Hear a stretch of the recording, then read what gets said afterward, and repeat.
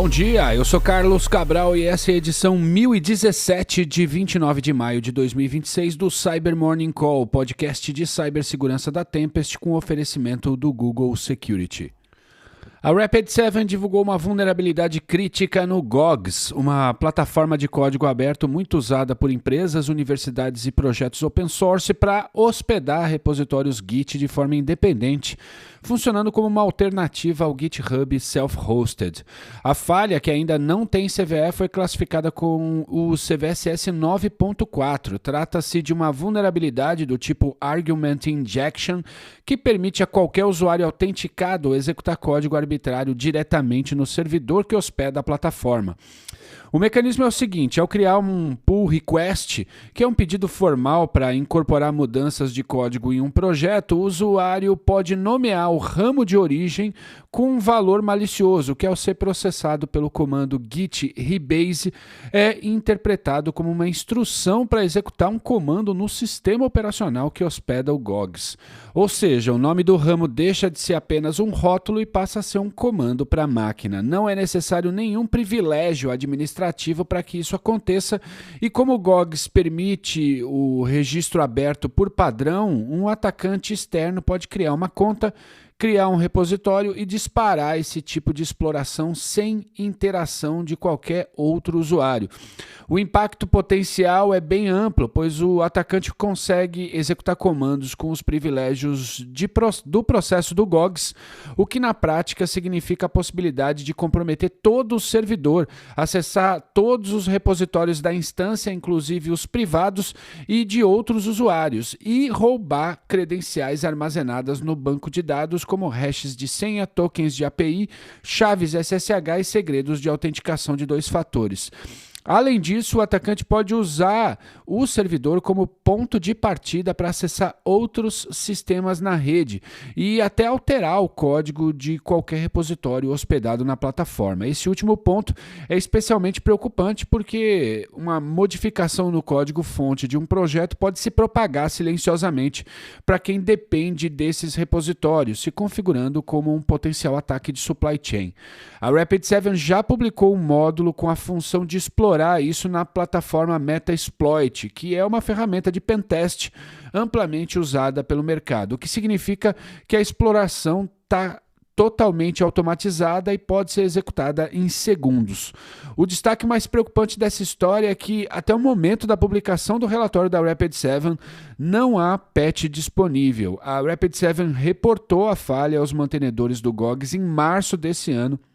Recebeu depois disso uma confirmação de que recebemos o relatório de vocês. Isso aconteceu no fim do mesmo mês, mas desde então ela não obteve mais nenhuma resposta, mesmo após os múltiplos contatos ao longo de abril e maio.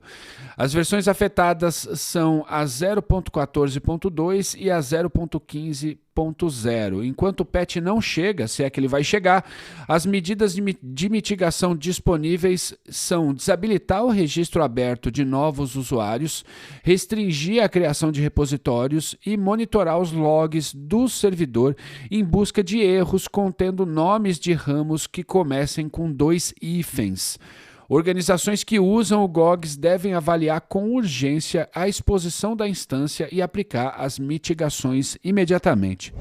E a Microsoft divulgou ontem uma campanha ativa de ataque a cadeias de suprimentos de software no ecossistema NPM, em que um único ator operando sob o alias VPMDHAJ no registro NPM publicou 14 pacotes maliciosos em uma janela de 4 horas no dia de ontem. Esses pacotes se passam por bibliotecas legítimas dos projetos OpenSearch e Elasticsearch, além de ferramentas de configuração de ambientes de desenvolvimento. O gatilho de execução é o que se chama de Lifecycle Hook, ou seja, um script configurado para rodar automaticamente durante a instalação do pacote. Isso significa que a vítima não precisa usar o pacote no seu código, basta executar o comando de instalação para que o código malicioso seja disparado. O objetivo final é o roubo de credenciais de ambientes em nuvem e de pipelines de CI/CD, incluindo chaves lá da AWS, tokens da HashiCorp Vault, segredos do GitHub Actions e tokens de publicação no próprio NPM, o que permitiria ao atacante infectar outros pacotes publicados pelas mesmas contas comprometidas. Os pacotes já foram removidos do registro. Se seu ambiente instalou qualquer um desses pacotes ontem, rotacione imediatamente todas as credenciais de nuvem e de pipeline.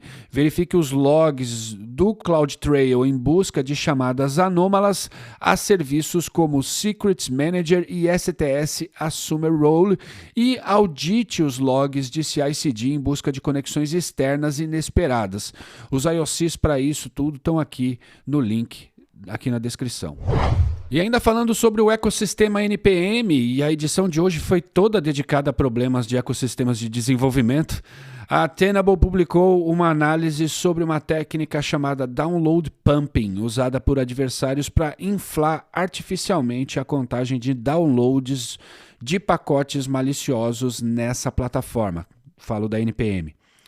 A lógica por trás do ataque é a seguinte: a cada vez que uma nova versão de um pacote é publicada no registro NPM, sistemas automatizados como espelhos de repositório, scanners de segurança e bots de análise fazem o download automático dessa versão. Eles fazem isso para fazer o trabalho deles, que é analisar esse material. Isso acaba gerando entre 100 e 150 downloads automáticos por versão publicada, sem nenhuma interação humana. Os adversários exploram isso, publicando centenas de versões benignas de um pacote para acumular dezenas de milhares de downloads e parecer isso algo legítimo. Depois, eles introduzem o payload malicioso em uma versão subsequente com o contador de downloads já bastante inflado. A Tenable observou essa técnica sendo usada na prática no pacote Ambar-SRC, que chegou a 50 mil downloads em 3 dias após 700 versões serem publicadas. A principal recomendação é não confiar na contagem de downloads como se isso fosse um indicador de legitimidade do pacote e implementar restrições de idade mínima para pacotes, aguardando alguns dias antes de permitir que versões recentes entrem nos ambientes de produção. E é isso por hoje. Obrigado por ouvirem o Cyber Morning Call. Espero que vocês dediquem o tempo desse final de semana para descansar e não para correr atrás de incidente ou de resolver problemas na produção. Tenha um final de semana de paz. Tchau. Você ouviu o Cyber Morning Call, o podcast de cibersegurança da Tempest. Nos siga em seu tocador de podcast para ter acesso a um novo episódio a cada dia. E para saber mais sobre a Tempest, nos siga no Instagram, Twitter e LinkedIn ou acesse www.tempest.com.br.